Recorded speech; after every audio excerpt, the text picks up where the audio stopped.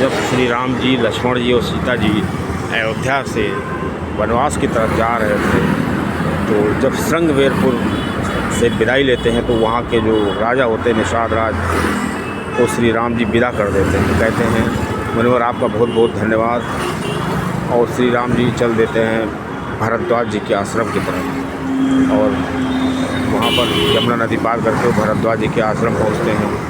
भरद्वाज जी उनका बहुत ही भव्य स्वागत करते हैं, क्योंकि भरद्वाज जी श्री राम जी की कथा के इतने कायल थे कि एक बार जब यज्ञवल ऋषि गंगा स्नान करने के लिए आए थे प्रयागराज, तो श्री भरद्वाज जी ने उनसे कथा सुनने के लिए कहा कि मैं श्री राम जी के बारे में जानना चाहता हूँ। श्री तुलसी बाबा लिखते हैं कि भरद्वाज जी कहते हैं, भरद्वाज ऋषि बसहि प्रयागा, रामचरण रति अति अनुरागा।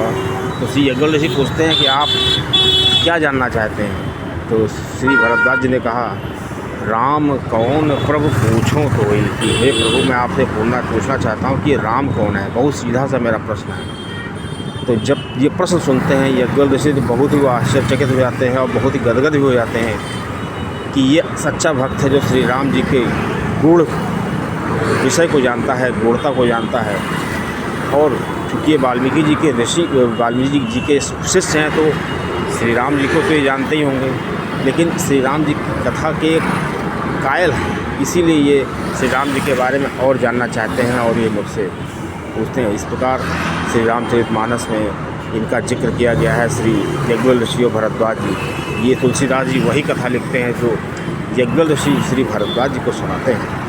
दोस्तों, जब श्री भरद्वाज जी से विदाई लेते हैं श्री राम जी, तो उसके पहले श्री भरद्वाज जी हाथ जोड़कर उनके सामने बैठे हुए थे और श्री राम जी कंदमूल फल खा रहे थे। तो पूछते हैं कि आप मुझे किस देख रहे हैं? तो श्री भरद्वाज जी ने कहा कि मैं देख रहा हूँ कि मेरे सामने साक्षात भगवान बैठे हुए हैं, और मैंने आज तक जितने तप किए हैं, जितना पूजा पाठ किए, जितना धर्म का कार्य किया, ये आज मेरा सब सफल हो गया है। जब श्री राम जी वहाँ से चलने लगते हैं तो श्री यज्ञवल भरद्वाज जी उनसे प्रार्थना करते हैं कि मैं आपसे कुछ मांगना चाहता हूँ। श्री राम जी कहते हैं ठीक है मांगो। तो श्री राम जी से उन्होंने सहज भक्ति मांगी। तो सहज भक्ति का मतलब श्री तुलसीदास जी इस प्रकार लिखते हैं कि सहज भक्ति वो होती है जो करनी नहीं पड़ती है, अपने आप होने लगती है। मतलब भरद्वाज जी चाहते हैं कि श्री राम जी कुछ ऐसा कर दें कि हमें श्री राम जी की भक्ति करनी न पड़े और स्वयं भक्ति होती रहे। मतलब जैसे हम सोते हैं तो सांसें जो हैं लेते नहीं हैं, मतलब ये नहीं सोचते हैं कि हम सांस लेंगे और सो जाते हैं, क्योंकि ये अंडरस्टूड होता है कि हम जब सोएंगे तो सांसें तो हमारी चलती ही रहेंगी। इस प्रकार सहज भक्ति होती है। सहज भक्ति में क्या होता है कि भक्त को ये सोचना नहीं पड़ता है कि हम भक्ति कर रहे हैं, मतलब कुछ ऐसा हो जाता है कि उसका मन पूरी तरीके से भक्ति पर कंसंट्रेट हो जाता है और पूरा जीवन उसका निकल जाता है और वो समझ नहीं पाता है कि मैंने क्या किया, और उसकी भक्ति भी होती रहती है।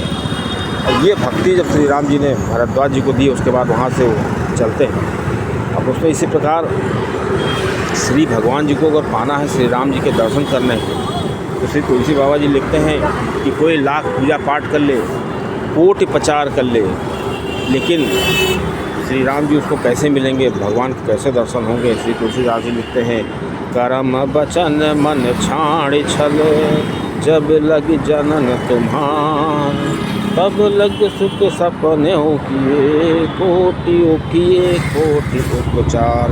कि मतलब जब तक मनुष्य जो होता है कर्म वचन और मन से छल छोड़ता नहीं है, अगर वो छल छोड़ करके मन कर्म वचन से छल को छोड़ दे, तभी वो श्री राम को जान सकता है, भगवान को जान सकता है। जब तक वो इन चीज़ों को नहीं छोड़ता है, तब तक उसको सपने में भी कुछ नहीं होने वाला, कोई उपचार नहीं होने वाला है, चाहे वो कोटि उपचार कर ले।